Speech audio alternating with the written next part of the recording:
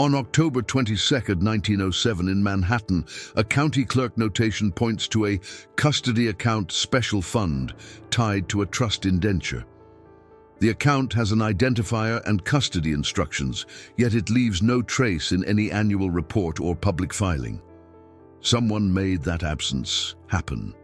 This video examines the mystery of a Golden Age fund, one that appears to have distributed millions without showing up, centered on a single institutional waypoint, the New York County Clerk's Office in Manhattan. The mini-verdict is direct. The public record contains a custody instruction for a specific account category, yet the fund itself is missing where it should be visible, and that mismatch is too structured to dismiss as clerical noise. The evidence begins with a concrete marker, October 22, 1907, when a notation linked to a trust indenture points to a custody account, special fund, with language consistent with a trust company acting as custodian and with an identifiable account reference that should correspond to a line of reporting somewhere else. This video will prove how and why that kind of account can exist in one place on paper while remaining absent in the places that were designed to make wealth legible. To understand why a small entry matters, you have to step into the week itself. October 1907 was not a season of abstract anxiety. It was a week of mechanical stress in New York's financial system, when confidence was priced minute by minute and institutions were forced to choose what could be paid today versus what might survive tomorrow. The panic of 1907 did not begin as a theatrical crash. It moved through trust companies, brokerages, and bank counters as a chain reaction: rumor, withdrawal, refusal, and escalation, until reputation became a liability and liquidity became a test of standing. In that environment, the difference between solvent and safe was not academic. A balance sheet could still be strong, while a crowd at the door made survival impossible. This is the core tension of the era commonly called the Golden Age of American finance, the public face of permanence versus the private discipline of control. Newspapers could print reassuring headlines and still feed panic by the mere act of naming it. A family name could carry the illusion of stability, while private decisions quietly narrowed the paths where accountability could be found. In New York, wealth did not only accumulate, it was administered. It moved through instruments designed to outlast any one person: trusts, indentures, custodianships, committees, and clerical systems that turned private arrangements into enforceable reality. And yet those same systems could also decide what the public would be able to verify. The New York County Clerk's Office was not a financial institution, but it was a legal memory bank. It held the machinery that made ownership provable and obligations legible: filings, indices, recorded instruments, and the quiet technical language that separates rumor from enforceable fact. When a clerk writes something into that ecosystem, especially a reference tied to an indenture, it carries a particular kind of weight. It is not gossip. It is not a banker's persuasion. It is a trace of procedure. And procedure is where the Golden Age hid its sharpest edges, not in dramatic statements, but in how records were classified, referenced, cross-linked, and made retrievable. Here, the anomaly is specific. A notation points to a custody account, special fund, connected to a trust indenture, with the custodian role implied as an institutional category typical of the period. A trust company holding assets under instruction rather than as owner. That is normal. What is not normal is what follows. The account appears to have an identifier and a custody instruction, but it does not appear as a corresponding line in annual reports, trustee summaries, or public statements, where one would expect any fund moving meaningful sums to at least cast a shadow. The contradiction is not that a private fund exists. Private funds existed everywhere, The contradiction is that a record that should map cleanly across systems appears to break that map. One part of the documentary world acknowledges it. Another part behaves as if it never existed. That kind of break is where investigations begin, because it creates a falsifiable question. Either the notation is meaningless, or it points to a real custodial structure that was intentionally difficult to see from the public side of the era's reporting. And if it is real, the implications are not moralistic, they are structural. A fund that can distribute without showing up is not a ghost story. It is a question about how institutions managed visibility, how reputations were protected, how legacies were curated, and how the press could be fed certainty while private systems operated by a different logic. If you've ever wondered which record, ledger, index, or filing cabinet actually decides what can be proven, tell me where you'd look first, and subscribe so you don't miss the next file. If this intrigues you, leave a like. In 1907, money did not merely move, it had to be explained. A public that was watching banks and trusts with new suspicion demanded narratives that sounded stable. A private class that understood runs and contagion demanded mechanisms that could operate without inviting attention. Between those two demands sits the clerk's notation, a narrow line of ink that acknowledges a custody account and a special fund, then leaves you with silence where the public ledger should have answered back. The question is not whether the era had secrets. It did. The question is whether this specific entry is the kind of secret that can be reconstructed with documents alone, because that is the promise of this investigation.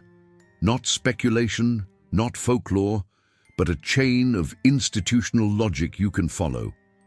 We will begin where the paper begins, at the county clerk's. Reference at the indenture language, at the implied custodian role, and we will treat the missing public line item as a measurable absence, not a romantic mystery. And we will do it in the only way the Golden Age can be confronted, by taking its administrative footprints seriously and by refusing to let a clean public image substitute for a complete record. So before we talk about who benefited, before we talk about how the money moved, we start with what should not exist: a custody instruction. For a special fund, anchored to October 22nd of 1907, sitting at the edge of the Manhattan record system like a label on a locked drawer. The last thing you see at the end of this opening is not a theory, but an object, an entry line, a margin note, a reference that points somewhere specific, and a question it was never meant to raise. March 3rd, 1908. The date appears not as a headline or a turning point in the newspapers, but as a filing mark inside the surrogate's court of New York County, the jurisdiction responsible for estates, trusts, and the orderly transfer of wealth after death. The discovery does not begin with an accusation or an interpretation. It begins with a routine action, locating an attachment listed in the index of an estate proceeding, catalogued among schedules that were meant to clarify what existed, what was held, and under whose authority. In this case, the index references a custody receipt, sometimes described in the period as a schedule of securities held in custody, filed as part of supporting materials rather than as a named instrument. The document is present where it should not attract attention, and for that reason alone, it survived. The receipt itself is not dramatic. It bears no emblematic title, no public-facing fund name, no language meant for investors or press scrutiny. Instead, it lists securities in a technical hand, bonds, railroad securities, and municipal notes consistent with portfolios assembled in the first decade of the 20th century. Each item is identified by type, denomination, and custodial instruction. The paper does exactly what such receipts were designed to do: prove that assets existed, that they were held by an intermediary, and that they were subject to instructions. What it does not do is name a fund in any public sense. The account is described only as a private arrangement or special account, language that acknowledges function while withholding identity. The entity that anchors the document is unmistakable. The surrogate's court stamp confirms jurisdiction, and the custody language aligns with practices common to trust companies operating as custodians rather than owners. The receipt is cross-referenced through a law office registry, an archival system maintained by firms that specialized in deeds, trusts, and estate instruments, where copies of schedules and receipts were retained as proof of compliance rather than disclosure. The action that matters here is simple and concrete. The narrator locates the receipt in an index of attachments associated with an estate file and verifies that it corresponds to securities held under custodial instruction on March 3rd, 1908. There is no need to speculate about motive at this stage. The presence of the document is the fact. What makes the receipt strange is not what it contains, but what it refuses to contain.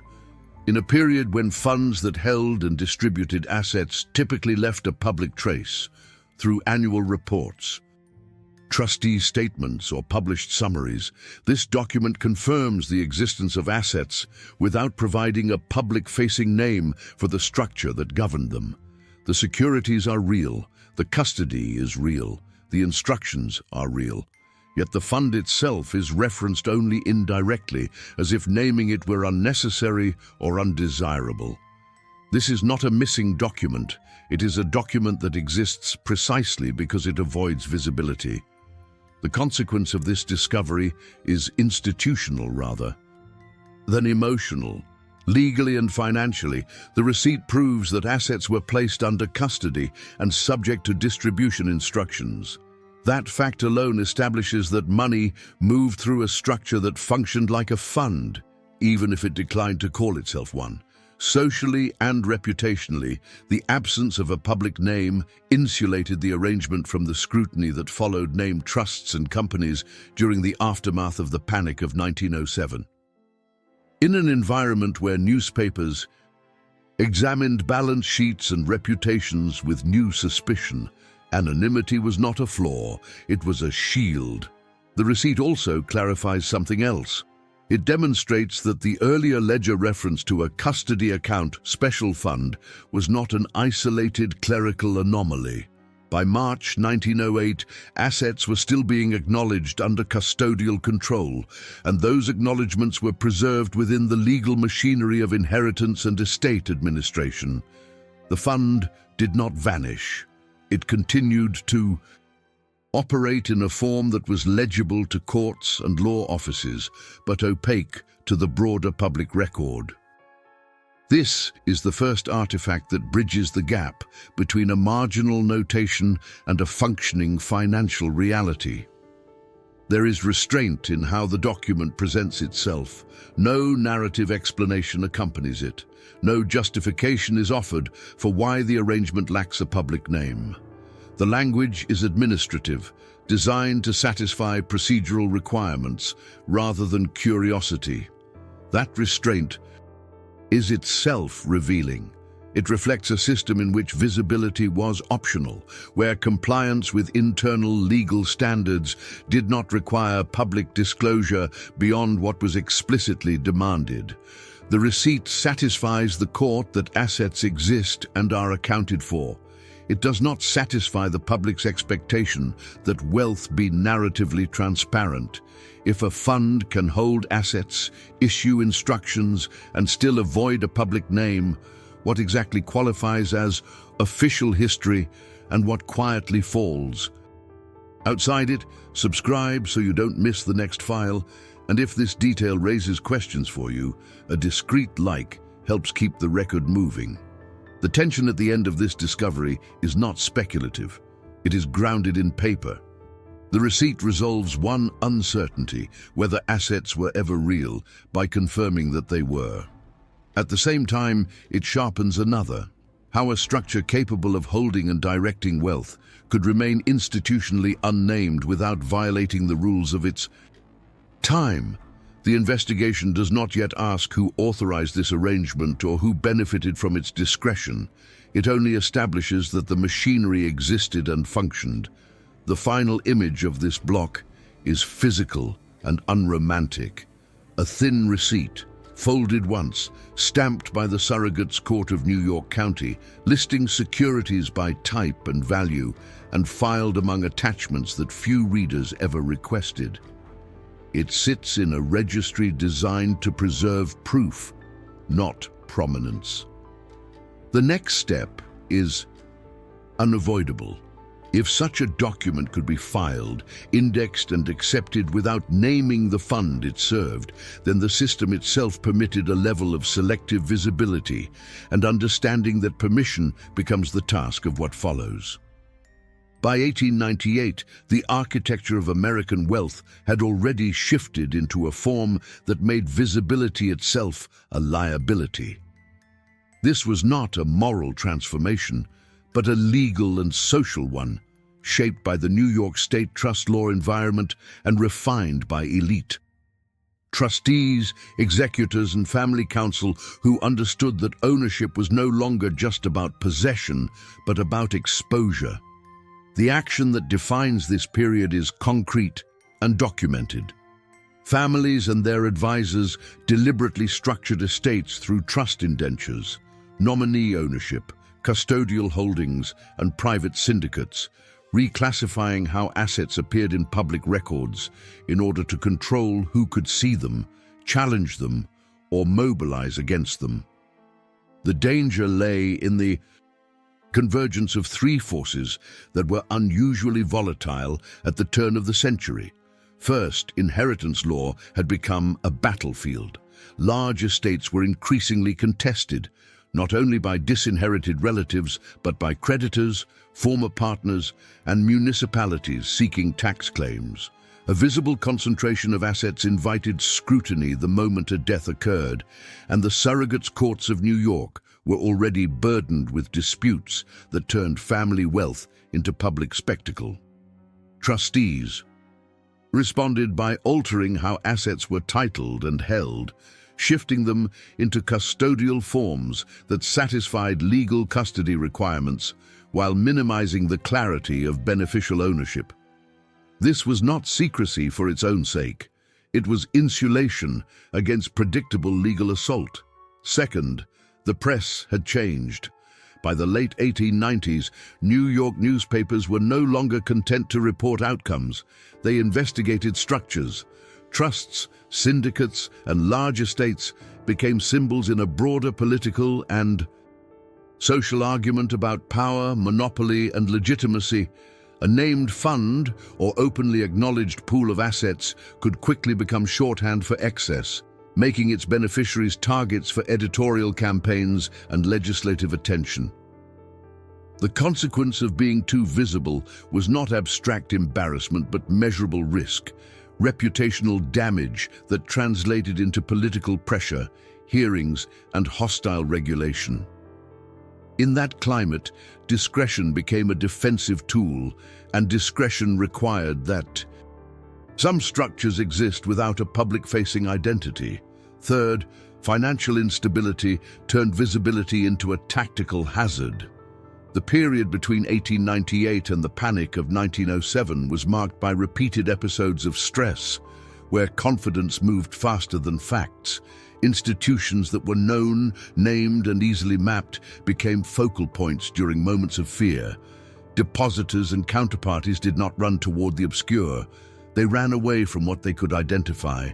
Trustees and family counsel understood that a publicly legible fund could attract attention not only from litigants and journalists, but from markets themselves. In times of panic, visibility functioned like a signal flare. Assets that could be linked to a name or a reputation were more likely to be frozen, challenged, or hurriedly withdrawn, creating exactly the instability that the structures were meant to avoid. Within this context, the practices that now appear evasive were treated as prudent. Wealth was fragmented across legal forms, not to hide its existence, but to manage its points of contact with the outside world. Custodial holdings allowed assets to be acknowledged as real and governed by instruction, while nominee arrangements blurred the line between control and ownership. Private syndicates pooled capital without creating a single, easily attacked entity. Each of these actions, reclassification, omission of a public name, reliance on intermediaries, was a response to specific, identifiable threats. The consequence was a system in which assets could be fully operational and legally protected while remaining difficult to assemble into a single, narratable picture. The bridge from 1898 to 1907-1908 is crucial. By the time panic returned in earnest, these methods were no longer experimental. They had been normalized within elite circles as standard risk management. Trustees and executors were expected to anticipate not only the orderly transfer of wealth, but the disorderly reactions of courts, newspapers, and markets. The cost of misjudging that environment was severe. A poorly structured estate could become trapped in litigation for years. A publicly exposed fund could suffer reputational damage that outlived its creators. In extreme cases, visibility itself could accelerate financial collapse by making an institution a symbol of fear. This is why the existence of a custody receipt without a public fund name was dangerous in that era. Not because it violated norms, but because it revealed how far norms had already shifted. The document fits within a system designed to minimize risk by controlling disclosure. Its danger lies in what it implies, that legal compliance and public transparency were no longer synonymous. An arrangement could be fully legitimate under trust law and yet intentionally opaque to anyone outside the narrow circle of trustees, executors, and counsel who managed it. The real consequence of this environment was a redefinition of official history. Records that mattered most were not always the ones that spoke loudly. They were the ones that survived quietly, embedded in court files, law office registries, and custodial schedules that few people thought to question. For families and institutions operating at this level, the greatest threat was not secrecy failing, but secrecy succeeding too well, leaving behind structures that future generations could no longer easily explain, defend, or even fully reconstruct. By the aftermath of the panic of 1907, the risks these practices were meant to mitigate had been confirmed. Public scrutiny intensified, political pressure grew, financial fear proved contagious. The choice to keep certain funds unnamed, certain arrangements classified as private, and certain assets held at one remove from public identity was vindicated in the short term, even as it planted long-term uncertainty into the record. What protected reputations then would later complicate historical clarity. The image that closes this context is not dramatic. It is procedural.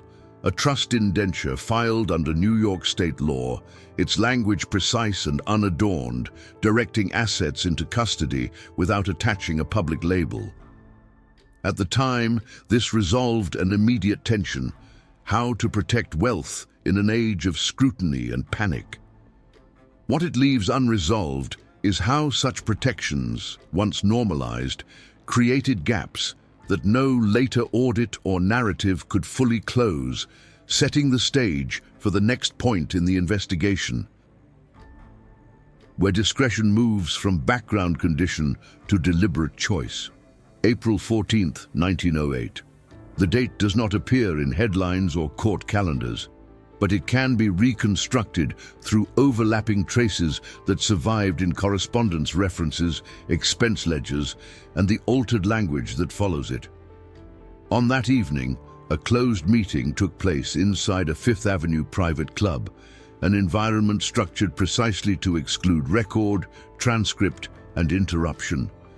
Clubs of this type, such as the Union Club, functioned as semi-institutional spaces for the elite, private enough to avoid scrutiny, formal enough to legitimize decisions that would later shape public outcomes. The participants were not anonymous. They were trustees charged with fiduciary duty, executors responsible for estate continuity, and family counsel whose role was not to speculate, but to translate risk into administrative action. The action taken at this meeting was deliberate and technical. The council presented a recommendation that addressed a growing problem revealed by the earlier custody receipt and its surrounding context.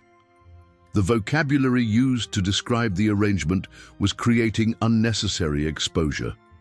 Words like fund implied an entity. An entity implied visibility, aggregation, and an invitation to inquiry by courts, journalists, and in unstable moments, markets. The Council's recommendation was to intervene not by dissolving the structure, but by reclassifying it. The proposal was precise. Rename the arrangement internally, remove any residual public-facing designation, and separate its paper trail from instruments that could be assembled into a coherent, named whole. In practical terms, the fund would be redefined as a custodial account, a private arrangement governed by instruction rather than identity. This was not an emotional decision, nor was it framed as concealment. The language used was administrative. Trustees were advised that the assets would remain under custody, that instructions would continue to be enforceable, and that compliance with New York State trust law would be preserved. What would change was classification. Where earlier documents had allowed the implication of a fund, subsequent records would refer only to account, arrangement, or custody. The action required approval, and that approval was given. Trustees and executors formally accepted the Council's recommendation, authorizing the reclassification and instructing that future documentation conformed to the revised terminology. The consequence of this decision was immediate and measurable in the paper trail. After April 14, 1908, the vocabulary across surviving documents shifts. References that once suggested an organized fund are replaced with neutral descriptors. Schedules list assets without aggregation. Instructions are framed as custodial directives rather than fund governance. The mechanism continues to function, but it no longer resolves into a single, nameable entity. Legally, nothing disappears. Institutionally, something crucial changes. The structure becomes harder to trace as a unified object. It exists as process, not persona. This intervention matters because it marks the point at which discretion becomes policy. Prior to this meeting, opacity could be explained as inherited practice or incidental classification. After it, opacity is intentional. The Council's role is central here. Family council were not merely advisors, they were engineers of continuity. Their task was to anticipate not just current law, but future scrutiny. In recommending reclassification, the Council translated a diffuse sense of danger, litigation risk, reputational exposure, vulnerability during financial stress, into a specific alteration of administrative language. The trustees' approval transformed that recommendation into governing instruction. The institutional consequence extends beyond this single arrangement. Once adopted, the revised vocabulary establishes a template. Clerks, accountants, and custodians follow instruction. A fund ceases to appear because it is no longer permitted to appear. What replaces it is a set of terms that signal normality within elite administrative culture while revealing little to outsiders. The change does not require secrecy in the dramatic sense. It relies on routine. Documents are filed correctly. Courts receive what they require. Law offices maintain their registries. Nothing is missing in the narrow procedural sense. What is missing is the connective tissue that would allow an external observer to assemble these pieces into a visible whole. The danger addressed by this decision was not hypothetical. In the months following the panic of 1907, trust companies and estates that could be named were examined, criticized, and sometimes destabilized by attention alone. A named fund could become a focal point for questions about solvency, influence, or propriety. An unnamed custodial account could not. By intervening at the level of language, the trustees reduced the risk that the arrangement would become a symbol. The consequence was protection of assets, of heirs, and of social standing. But it came at the cost of transparency. This is also the moment when later inconsistencies are seeded. Once a structure is deliberately fragmented across terminology, future records will no longer align neatly. Dates will still match, values will still reconcile, but the absence of a consistent name will make reconstruction dependent on inference rather than declaration. That is not an accident. It is the foreseeable result of the April 14th decision. The meeting resolves one tension: how to continue operating without attracting attention while creating another that will surface only later. How to explain continuity when the language of continuity has been deliberately removed. The closing image of this intervention is concrete and unadorned. A set of meeting notes reduced to reminders rather than minutes. A council's memorandum folded into a personal file. Trustees leaving a Fifth Avenue club with agreement reached and no public trace left behind. On paper, a single word quietly disappears: fund, replaced by account. The mechanism survives intact, the record changes shape, and with that change, the investigation moves forward toward what happens when an intentional decision begins to echo across years of documentation, altering what can be seen and what can no longer be easily named. June 9th, 1909. The date appears where changes of consequence often do, not in narrative form, but embedded in an amended instrument, recorded according to county practice and filed as routine continuity. The document is a trust indenture amendment, an ordinary legal mechanism used to adjust terms without dismantling the structure itself.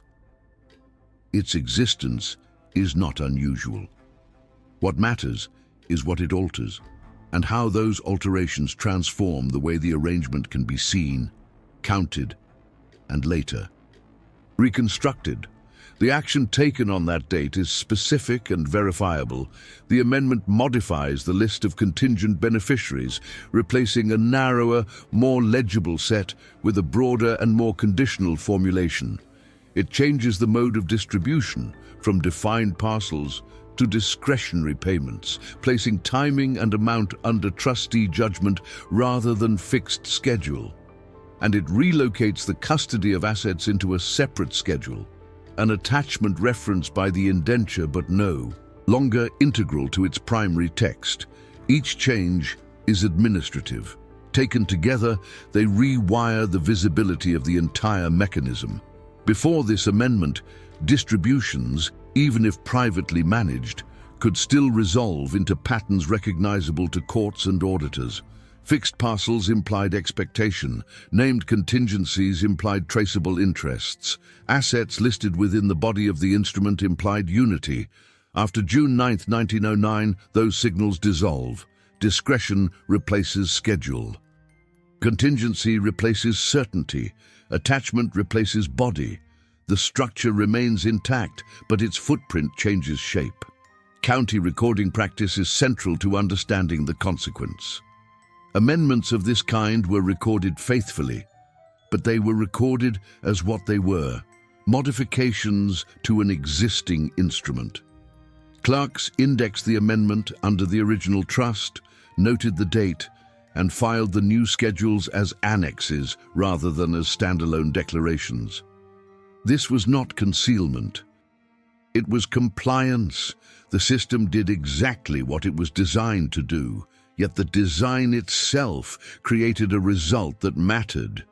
The most operationally significant information, the custody schedule, was now one step removed from the primary record. The immediate consequence is the creation of an administrative blind zone. What had once been capable of appearing as a fund-like entity through aggregation, regular distribution, and unified listing now exists as a series of instructions dispersed across documents with different obligations of disclosure. The amendment does not eliminate reporting, it fragments it. Assets are acknowledged, but only in schedules that are not required to appear in public-facing summaries. Distributions occur, but under discretionary language that resists prediction or easy reconstruction. Beneficiaries exist, but as possibilities rather than declarations. This alteration also resolves a practical problem identified in the earlier intervention. By changing vocabulary and structure simultaneously, the trustees ensure that no later reader can simply reverse the process by reapplying an old label. The word fund disappears not only from description, but from function. What remains is a mechanism that behaves like a fund without ever obliging the record to say so. Legally, the amendment is sound. Institutionally, it redraws the boundary between what must be seen and what may remain peripheral. The real-world effect extends beyond paperwork.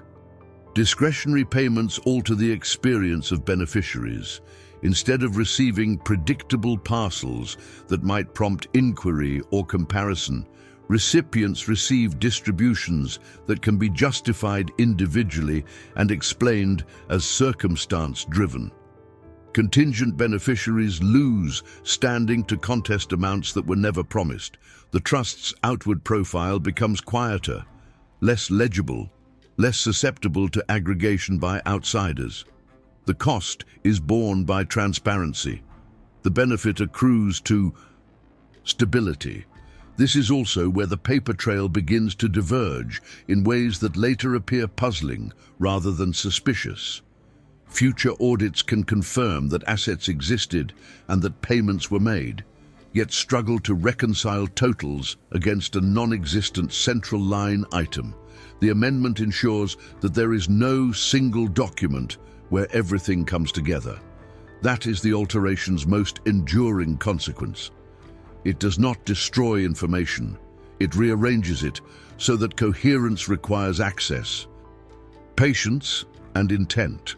When the mechanism stays intact but the label disappears, what exactly was corrected and for whom? Subscribe so you don't miss the next file, and if this adjustment gives you pause, a quiet like helps surface the record. The significance of June 9th, 1909 lies in its ordinariness. Nothing dramatic occurs, no assets vanish, no law is broken. Instead, an amendment is executed, recorded, and filed. Clerks do their work, trustees exercise discretion granted to them. The system absorbs the change without protest, and in doing so, it normalizes a new state of affairs, one in which operational reality and narrative visibility no longer coincide. The closing image is procedural and exact.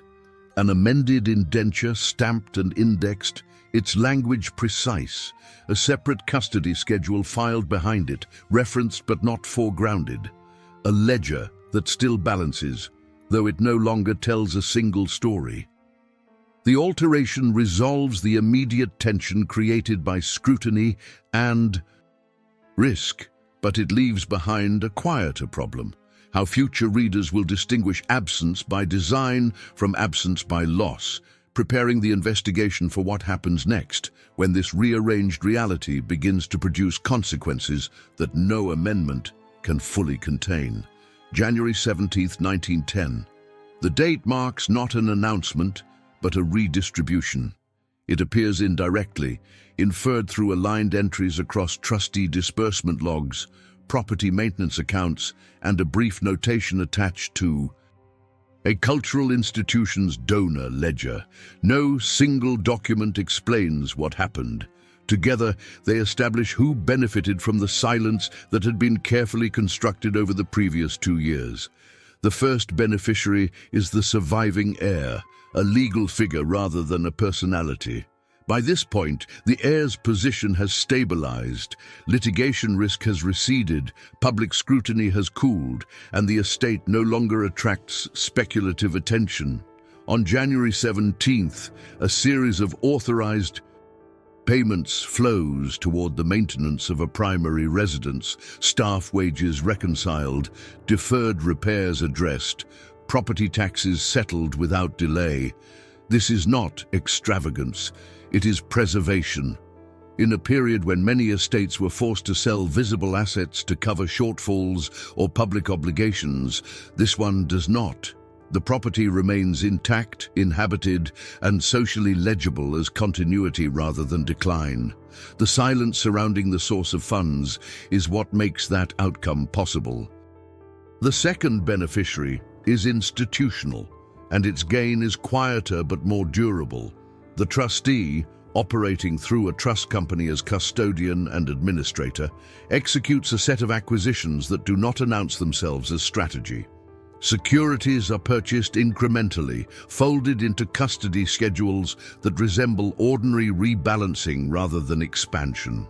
Railroad bonds and municipal notes are added at moments of favorable pricing, their ownership recorded only within internal ledgers. Governed by the amended indenture, the action is concrete. Assets are acquired and placed under custody without triggering disclosure thresholds that would attach them to a named fund. The consequence is compounded control.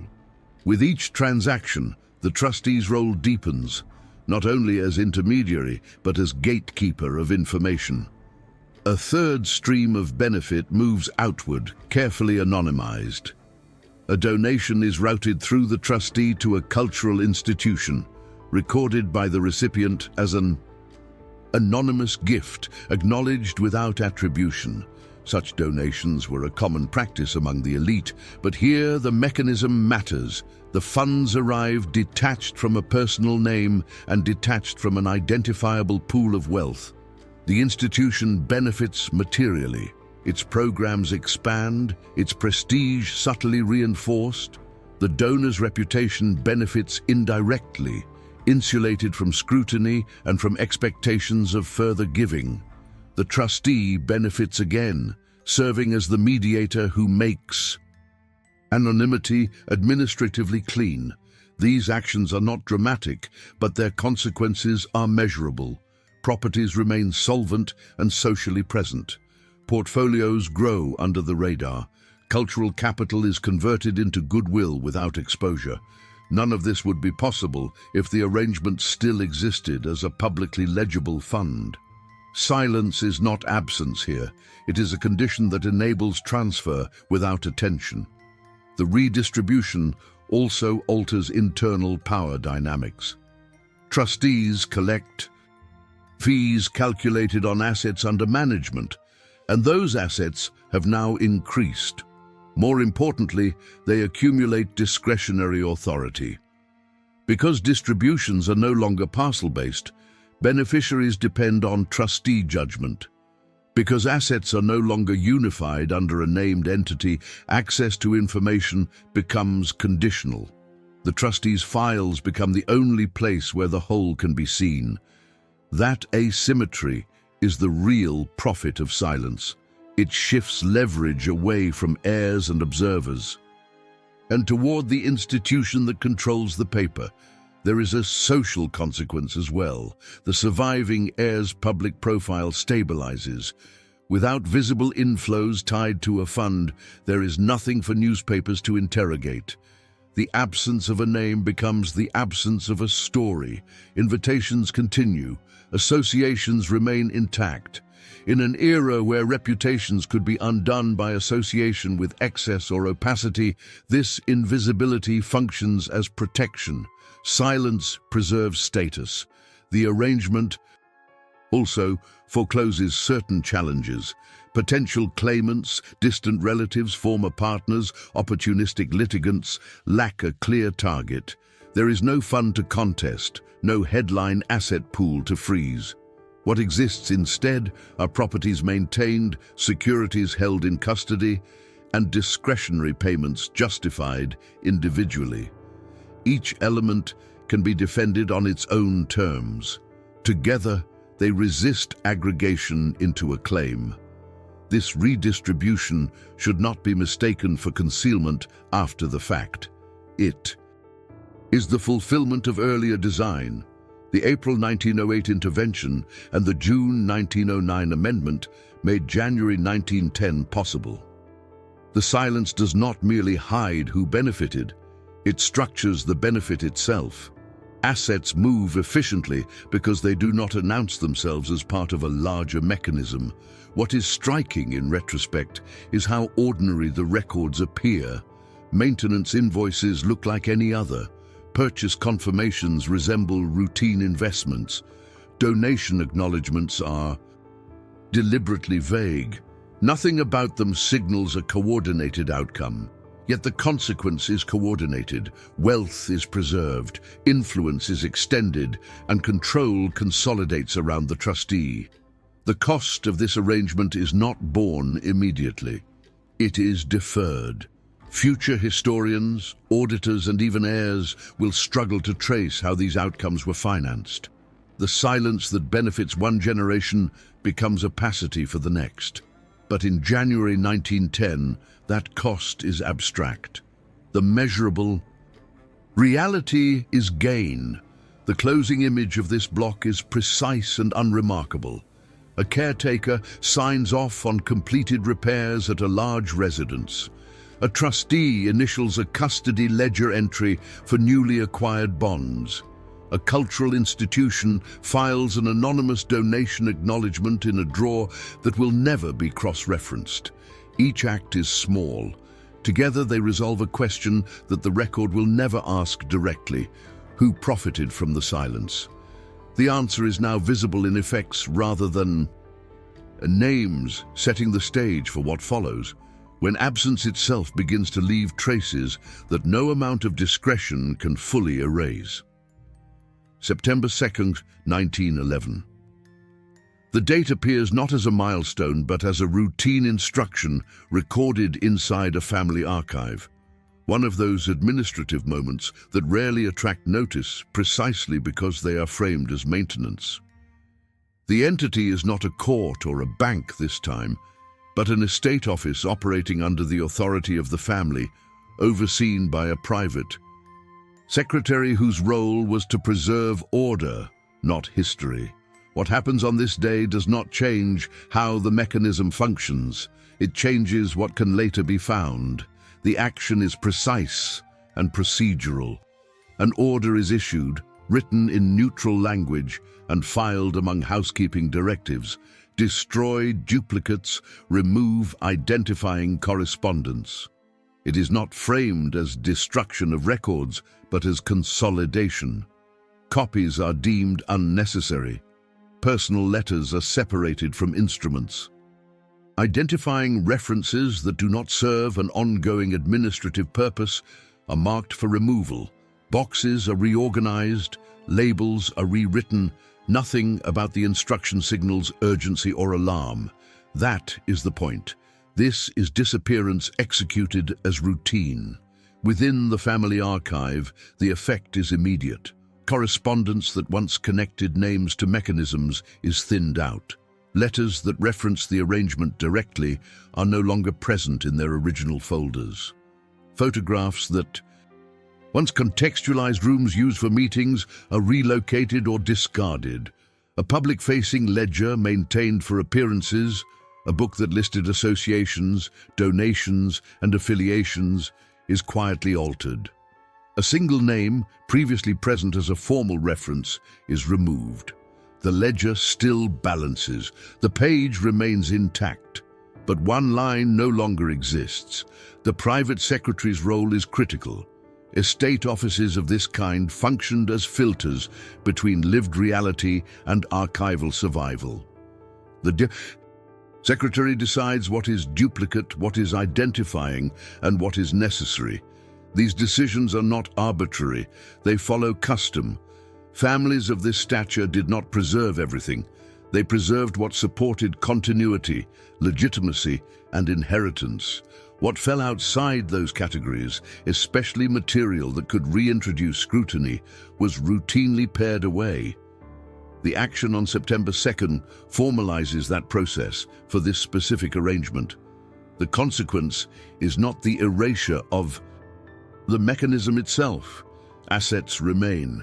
Custodial schedules continue to exist. Trustees continue to administer.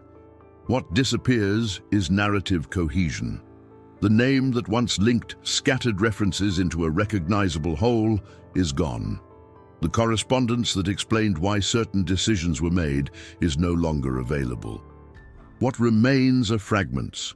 Account identifiers without titles, schedules without context, marginal notes without letters to explain them.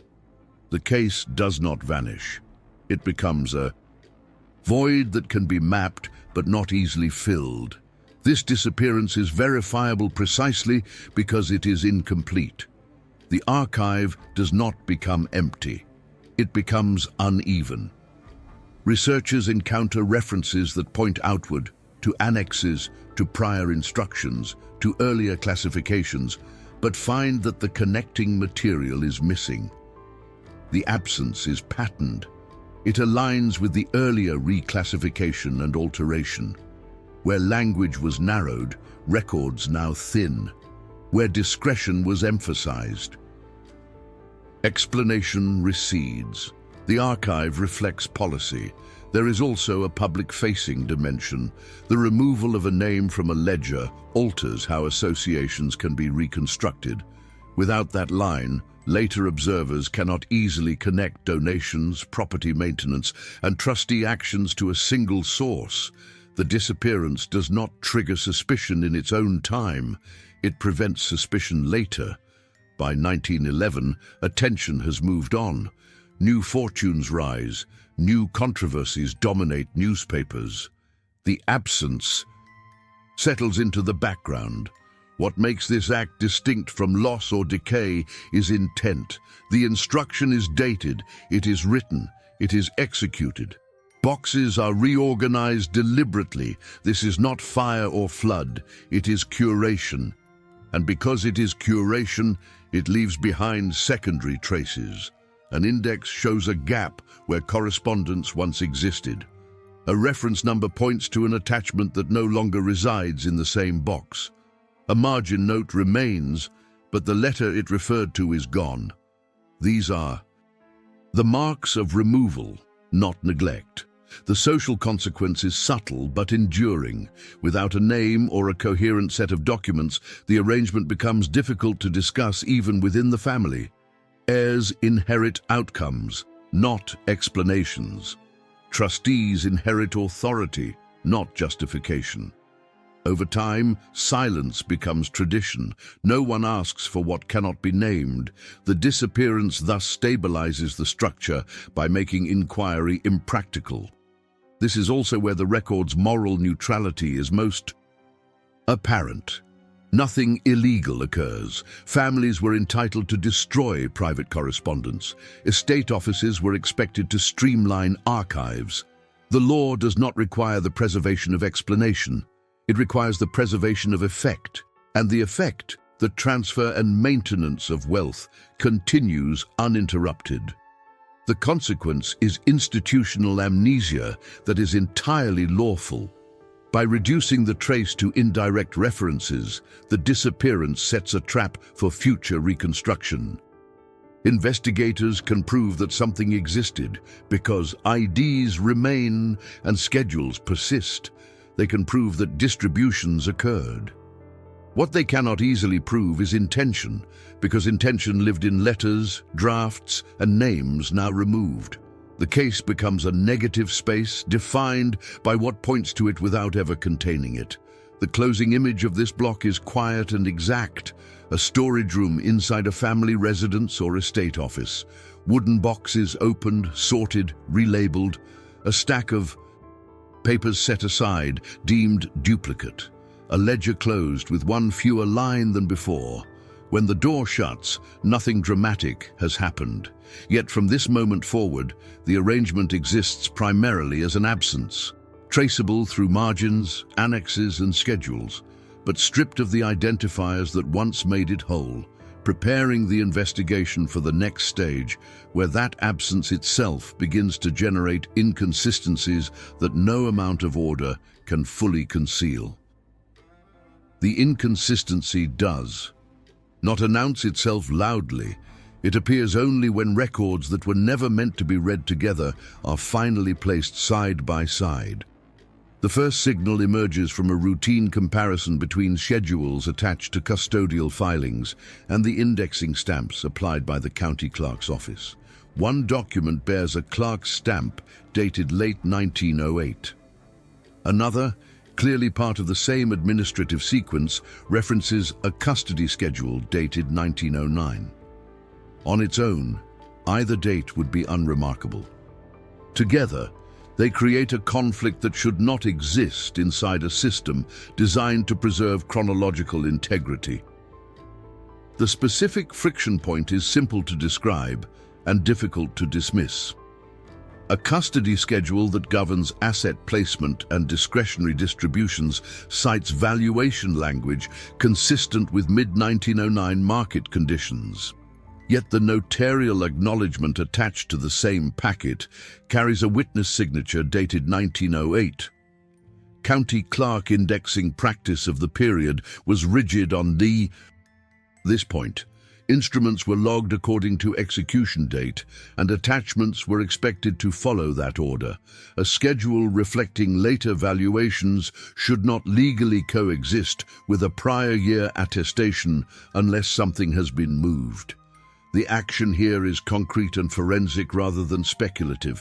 Page numbers are examined, the sequence breaks.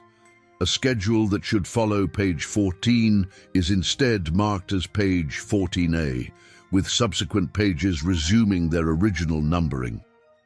This is not how clerical error usually presents itself. Mistakes tend to scatter. Here, the disruption is contained and directional. The inserted material does not overwrite earlier content, it slips between it. The numbering adjusts just enough to accommodate the intrusion, then returns to normal.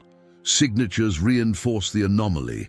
The notary's hand appears on a page that, by content, belongs to a later administrative moment.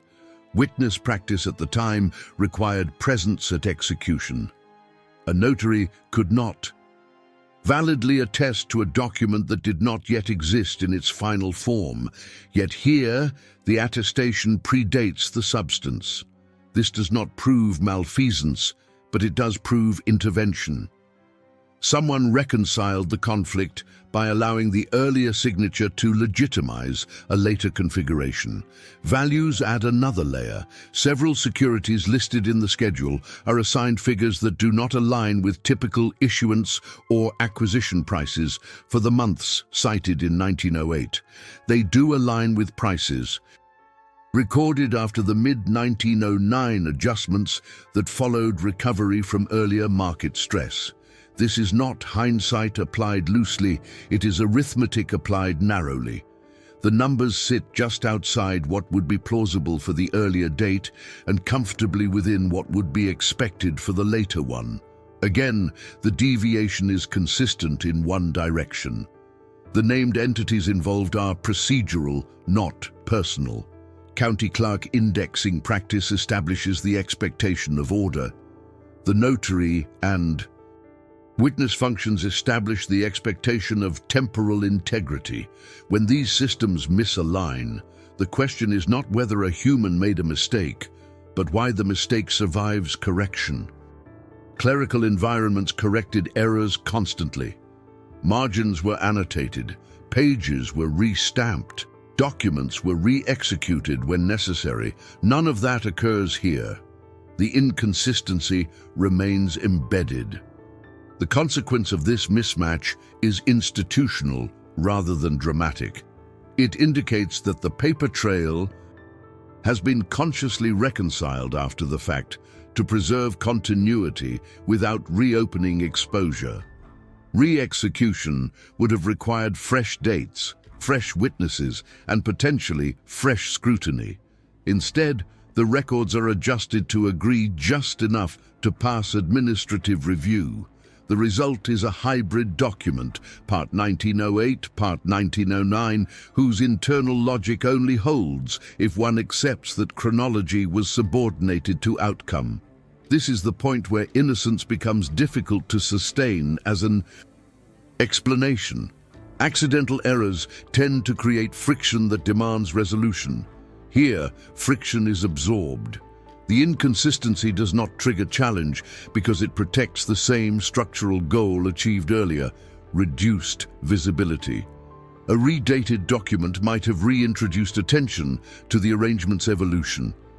A cleanly executed replacement might have invited questions about why changes were being made. The hybrid avoids both. The pattern matters more than any single flaw. Dates drift. Forward, when doing so, supports discretion. Signatures remain anchored in the past when moving them would complicate legitimacy. Page numbers bend just enough to accommodate insertion without signaling revision. Each choice is minor. Together, they form a logic. When official records err in ways that consistently favor reduced exposure, the error functions as policy. The risk of such a mismatch becoming visible at the time was real, but manageable. Courts were overburdened. Clerks prioritized. Completeness over forensic purity. Trustees relied on the assumption that no one would collate these materials unless provoked. The system did not collapse under scrutiny because scrutiny never fully arrived. Silence had already done its work. What remains now is a document set that cannot be fully reconciled without acknowledging intervention. The mismatch is not proof of fraud. It is proof of adjustment. It shows that the administrative record was shaped to fit a decision already made. That shaping leaves behind a trace precisely because it cannot be perfectly seamless. Paper resists total erasure. If the inconsistency protects someone's visibility, is it still an accident or a design choice? Subscribe so you don't miss the next file, and if this detail unsettles you, a quiet like helps keep the record in view. The closing image of this block is technical and unresolved. 2 pages laid side by side under neutral light, one stamped 1908, one valued as if it were 1909. Between them, a page number that does not quite belong. The tension is not whether the system failed, but whether it succeeded too well, adjusting itself just enough to function while leaving behind a seam that can still be felt. That seam becomes the entry point for what follows, when patterns like this cease to be isolated and begin to reveal how exception hardens into routine. By 1912, the danger was no longer hypothetical. The climate had changed in ways that made silence not merely convenient, but essential. Progressive reform had reshaped public expectations, and New York had become a testing ground for demands that wealth justify itself in daylight. The action that mattered in this year was not taken by the family or the trustees, but by the environment around them. Newspapers expanded their investigative reach, municipal oversight hardened its tone, and financial circles became increasingly sensitive to reputational shocks. Had the arrangement surfaced intact at this moment, the consequences would have unfolded quickly and publicly. The first impact would have been journalistic. Major New York newspapers were no longer satisfied with reporting outcomes. They traced mechanisms. Invisible structures were especially attractive targets because they suggested intent. A custody account operating as a fund without a name would have been framed not as a technical curiosity, but as evidence of reputational engineering. Editors would have connected the dots between unnamed custodial schedules, discretionary distributions, and preserved properties, presenting them as a deliberate strategy to avoid scrutiny. The narrative would not have required proof of illegality. It would have relied on implication, and in 1912, implication was often enough. That attention would have carried consequences beyond print. Financial rivals watched newspapers closely, not for truth, but for opportunity. In banking and finance circles, visibility was leverage. Once a structure became a topic of conversation, counterparties adjusted behavior. Credit terms tightened, informal cooperation cooled. Questions about liquidity and influence, especially in the wake of earlier panics, spread faster than clarifications. Even solvent arrangements could become unstable if confidence eroded. Exposure would have introduced precisely the kind of attention the earlier interventions were designed to avoid. Municipal oversight added another layer of risk. Progressive-era officials were actively seeking examples that justified expanded authority. An invisible fund operating through discretionary payments and custodial schedules would have appeared as a challenge to transparency norms. Investigations need not have proven wrongdoing to be disruptive. Hearings alone could have compelled the production of documents, reopening paper trails that had been carefully narrowed. Once compelled, silence would have ceased to be a defense. Social alliances would have fractured under that pressure. Elite networks depended on mutual discretion. If one arrangement drew fire, others feared proximity. Invitations would quietly stop. Counsel would advise distance. Trustees, sensitive to their own institutional standing, might have reconsidered their role. Silence protected not only assets, but relationships. Exposure would have forced choices that no one wanted to make publicly. The most immediate consequence, however, would have been legal. Heirs and potential claimants would have found a focal point. A structure that had been difficult to name would suddenly have a name assigned by outsiders. Litigation thrives on clarity. Once a mechanism is labeled, it can be contested. Discretionary distributions become evidence of favoritism. Anonymous donations become questions of influence. What had been administratively defensible becomes legally vulnerable when framed as intent rather than process. There was also a market dimension that cannot be overstated. In the memory of 1907, runs were triggered by perception as much as fact. If newspapers suggested that a hidden fund existed to shield assets, depositors and partners might have interpreted that as a sign of weakness or manipulation. Confidence would have suffered. Assets could have been called not because they were unsound, but because they were suspect. The damage would have been real, regardless of legality. This is why the silence mattered. It was not fear of scandal alone, but fear of cascade. One article leads to questions. Questions lead to hearings. Hearings lead to filings. Filings lead to reinterpretation. At each stage, control slips further from the hands of those who built the structure. The cost of exposure in 1912 would not have been confined to embarrassment. It would have threatened the continuity of wealth, the stability of institutions, and the social equilibrium that protected both. The risk extended even to those who had benefited indirectly. Cultural institutions that received anonymous donations would have faced scrutiny about influence and provenance. Trustees would have faced questions about governance and discretion. Each actor would have been forced to explain decisions that were never meant to be explained publicly. Silence spared them that reckoning. What is striking is how calculated this avoidance was. Nothing suggests panic. The earlier alterations, disappearances, and adjustments all point to anticipation. The structure was shaped not only to function, but to survive. A hostile, interpretive environment. By 1912, that environment had arrived. The fact that no explosion occurred is not evidence of innocence. It is evidence of preparation.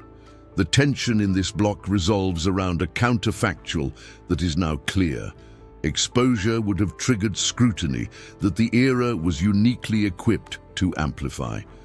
The absence of that exposure preserved continuity. Silence did not merely hide the arrangement, it allowed the surrounding system to remain intact. The closing image is imagined, but grounded. A 1912 newspaper editorial desk, papers spread, rumors circulating, but nothing solid enough to print. A municipal office considering an inquiry that never quite finds its hook. A financial rival deciding there is no advantage in pushing a story without a name. The story does not break, the system holds, and that unresolved near miss prepares the ground for what follows when silence stops being an emergency measure and becomes routine practice. No longer exceptional, but normalized. August 18th, 1916. By this point, the arrangement no longer required decisions or justifications. It required maintenance. What began years earlier as a series of targeted interventions had matured into procedure, embedded in the everyday practices of legal offices, trustees, and custodial administrators who now treated invisibility as a default condition rather than an exception. The date matters because it marks the moment when the language of discretion hardens into habit and habit into system. The change is visible not in a single dramatic document, but in repetition. Records management practices across law offices and trust companies converge on a shared vocabulary. Instruments no longer explain, they categorize. Terms like restricted, private, maintenance, preservation, and special account appear with increasing frequency, not as warnings, but as neutral descriptors. Details that once lived in primary texts are transferred to annexes and schedules marked for internal reference. Custody schedules become the destination for specificity, while public-facing instruments remain clean, minimal, and unprovocative. The action here is standardization. Templates are revised. Clerks are instructed, implicitly, not through manifesto, to route sensitive information away from bodies that might circulate. Trustees adopt consistent phrasing that satisfies fiduciary obligation without inviting interpretation, where earlier documents bore the marks of careful choice. These now show the ease of routine. The same terms recur across unrelated files, signaling not secrecy, but compliance with an internal dialect understood by those who work within it. This dialect does real work. Maintenance justifies ongoing payments without defining their source. Preservation authorizes asset retention without narrating strategy. Restricted closes questions before they are asked. Special account explains function while refusing identity. Each term narrows inquiry while remaining administratively valid. None of them requires concealment. They require only acceptance. The consequence is institutional. Invisibility ceases to depend on individual discretion and becomes a property of the system itself.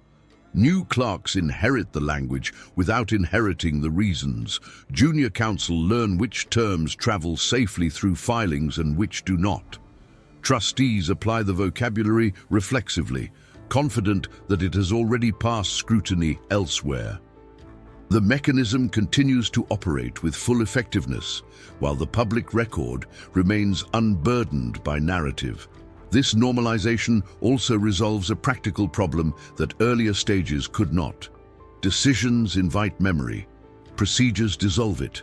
Once invisibility is procedural, there is no longer a moment to question. No meeting to reconstruct, no amendment to scrutinize. The arrangement persists not because it is defended, but because it is ordinary. The social dimension is subtle but decisive. As the language spreads, it becomes unremarkable. Journalists encounter it without alarm. Municipal oversight recognizes it as standard practice. Courts accept it as sufficient. What once might have raised eyebrows now passes as administrative hygiene. Silence no longer signals avoidance, it signals professionalism. There is also a temporal consequence. As years pass, the original reasons for discretion fade. What remains is form. Later records refer back to earlier ones using the same vocabulary, reinforcing continuity without explanation. The absence of a name becomes normal. The lack of aggregation becomes expected. The record trains its readers not to look for what is no longer there. This is the moment when disappearance achieves durability. Earlier acts removed names and correspondence. Normalization ensures they are never reintroduced. Even if someone wished to reverse the process, there is no obvious lever. The system does not remember another way to speak. The cost of this normalization is borne by history. Administrative clarity replaces narrative clarity. Effects survive without causes. Outcomes endure without stories. Yet for those managing the assets, the benefits are immediate and ongoing. The mechanism remains functional, the public face remains clean, the institution appears stable. Nothing in the files dated August 18, 1916, announces this transformation. There is no declaration that secrecy has won. There is only a quiet consistency across documents that now look alike, the same phrases, the same routing of detail to annexes, the same absence of names where names might once have appeared. The closing image of this block is procedural and resolved. A clerk stamps a document using a familiar template. A trustee reviews a schedule, noting that details reside where they are supposed to reside. A file is closed without comment.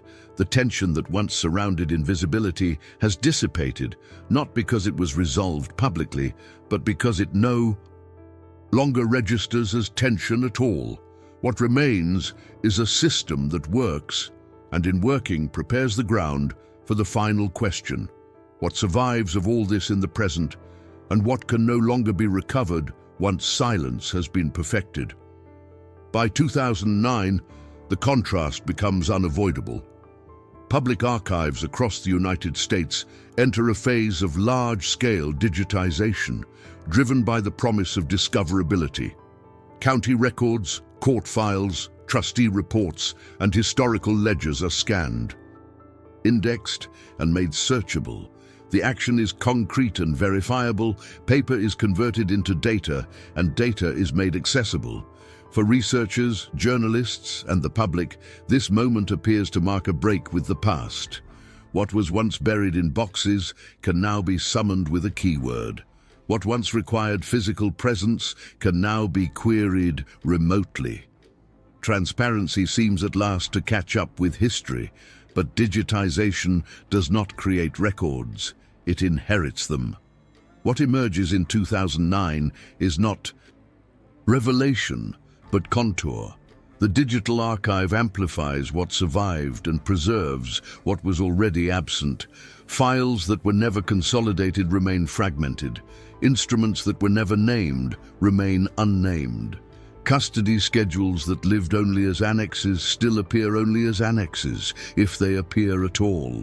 The cross-references survive, the margins survive, the identifiers survive. The central object does not. This is the present consequence of decisions made a century earlier. The system built in the 1910s was designed to function without producing a single narrative artifact. It relied on dispersion rather than deletion, on administrative language rather than concealment. Digitization faithfully reproduces that logic. Search results return fragments that point to one another without resolving into a whole. An index references a schedule references an account, An account references an arrangement. The arrangement never resolves into a reportable entity. The action that defines the present is recognition without recovery. Modern archivists can catalogue what exists, but they cannot restore what was never required to exist. The digital record shows gaps with precision. It shows that something operated. It shows that assets moved. It shows that authority was exercised. What it cannot show is a name, a founding document, or a single balance that tells the story end to end. Discoverability increases, but completeness does not.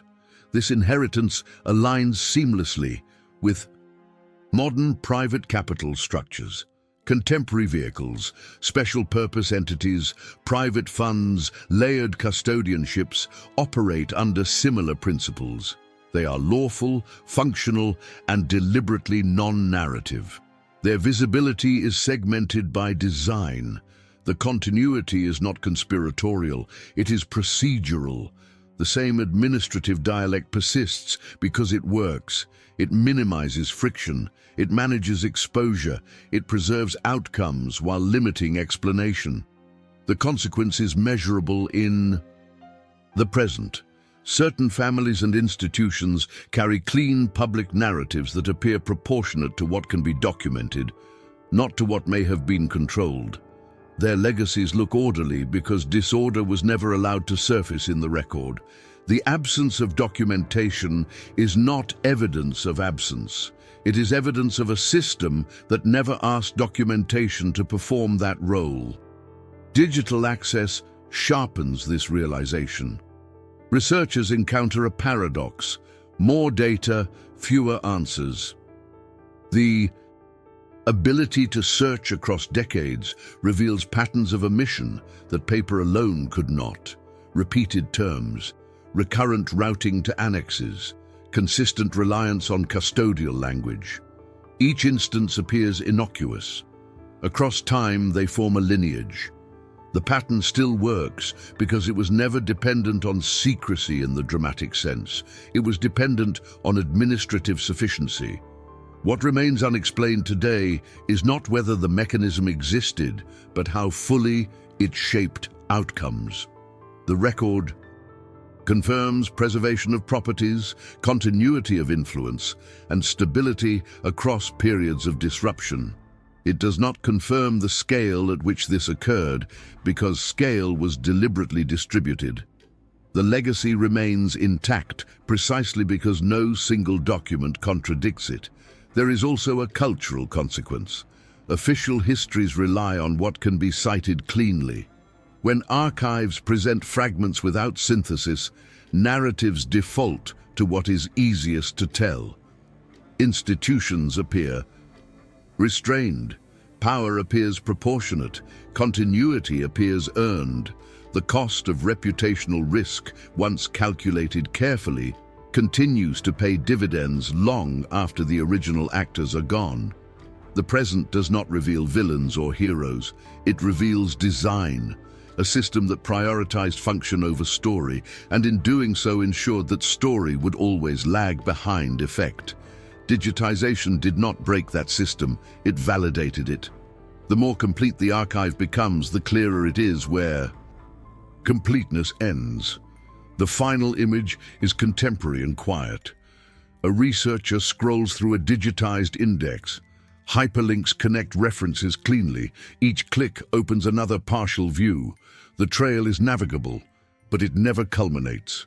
The tension resolves not in exposure, but in understanding. The pattern still works because it was never meant to be uncovered all at once. It was meant to endure, intact, lawful, and largely invisible, leaving the present to confront not a missing record, but a record that was never designed to explain itself. The extension of this pattern in the present can be observed not in what archives suddenly reveal, but in how inquiry now behaves once it reaches a boundary. By the late 2000s, researchers, journalists, and compliance professionals increasingly encounter a recognizable stopping point, a place where records remain technically complete, yet analytically insufficient. This boundary does not appear as censorship or denial. It appears as adequacy. The files answer the questions they were designed to answer, and no more. What has changed since the early 20th century is not the structure, but the scale of interaction. Modern access allows thousands of users to reach the same archival fragments simultaneously. Yet this multiplication of eyes does not multiply clarity. Instead, it reinforces a shared realization. The system's architecture anticipates inquiry without yielding narrative. The absence is consistent enough to be normalized as limitation rather than anomaly. This has a practical effect on contemporary interpretation. Analysts are trained to privilege what can be corroborated across multiple independent sources. When every source points sideways instead of inward, toward annexes, custodial references, or internal classifications, the absence of a core document becomes self-justifying. If nothing contradicts the official surface, the surface becomes authoritative by default. Silence gains the weight of consensus. Institutionally, this allows legacy structures to coexist comfortably with modern transparency regimes. Regulatory frameworks emphasize disclosure thresholds, materiality, and relevance. Structures designed to remain below narrative thresholds pass scrutiny without friction. They disclose what is required in the form required while retaining operational coherence outside the scope of aggregation. This is not evasion, it is alignment. There is also a generational effect. Successive custodians inherit systems without inheriting intent. They manage what exists, not what once motivated its shape. Over time, the lack of explanation ceases to feel like omission and begins to feel like neutrality. Decisions made to avoid scrutiny in one era become indistinguishable from best practice in another. The original risk calculus dissolves into convention. The endurance of this pattern explains a persistent asymmetry in historical power analysis. Some actors appear to leave extensive records, debates, reports, failures, reversals, while others appear to move through decades with minimal documentary footprint relative to their influence. This discrepancy is often attributed to chance, loss, or uneven preservation. In reality, it reflects early design choices about where meaning should reside, in outcomes rather than accounts. Modern tools sharpen rather than resolve this asymmetry. Data analysis can map flows, correlations, and temporal proximity, but it cannot supply intent, where intent was deliberately unrecorded. The most sophisticated methodologies still rely on artifacts that were never obligated to exist. As a result, conclusions remain probabilistic, while legacies remain categorical. What survives then is not merely wealth or influence, but legitimacy. The absence of scandal becomes evidence of propriety. The lack of documentation becomes proof of restraint. Narratives form around what is visible, and visibility has been curated since the beginning. This is how continuity protects itself without ever declaring that protection as a goal. The extension of the pattern reaches into contemporary governance debates, where calls for transparency assume that exposure alone can correct imbalance. The historical record suggests otherwise. Transparency reveals structure, but only to the extent that structure was designed to be seen. Where systems were built to operate without narrative anchors, exposure produces awareness without leverage. The tension that remains unresolved is subtle but decisive. The present inherits a record that is truthful in parts and incomplete by design. It can confirm legality without illuminating power. It can document motion without describing control. And because this condition is lawful, normalized, and procedurally sound, it persists without challenge. The closing image of this extension is static but instructive. A digital interface reaches the end of a query. The system reports no further results. Not because the trail ended, but because it was never meant to converge. What remains is not mystery, but architecture, one that continues to function precisely because it never depended on being fully told. January 1st, 1920 marks no discovery, no revelation, no final entry added to a ledger. It marks something quieter and far more durable, the moment when the mechanism no longer needed protection because it had become ordinary. By the turn of that year, the system was complete. Not complete in truth, but complete in function. County archives stood in order. Trustees continued their custodial routines. Elite council refined language that no longer required explanation. The record-keeping system itself, clerks, indices, schedules, annexes, and silences, operated exactly as intended. Nothing new needed to be hidden, because nothing new needed to be named. The structure had learned how to exist without asking to be seen. This investigation does not end with a name uncovered or a vault forced open. It ends with something more difficult to confront: proof of logic. The fund existed not because it was powerful, but because the institutional environment allowed certain things to exist without demanding visibility. It moved, distributed, preserved, and endured because the system governing records was never neutral. It was selective by design. What governed the past was not only action, but permission. Permission to classify rather than declare. Permission to attach rather than publish. Permission to describe function while withholding identity. Over time, those permissions hardened into norms, and norms into administrative instinct. By 1920, the absence of a name was no longer suspicious. It was proper. The moral that survives is institutional, not personal. Power did not hide itself behind locked doors alone. It hid in corridors, in filing practices, in vocabulary that sounded harmless and became permanent. The greatest protection was not secrecy, but legitimacy. Legitimacy conferred by systems that equated order with truth and completeness with silence. Walk these halls closely enough and you can hear it. The soft closing of archive boxes, the measured echo of footsteps fading down long corridors, the rasp of paper sliding back into place. Documents are not burned here, they are stored, curated, reduced to what is required and nothing more. Dust settles, light narrows. The record remains intact, clean, composed, and incomplete. This is why the past resists full recovery. Not because it is lost, but because it was edited at the moment of creation. What survives is what the system agreed to remember.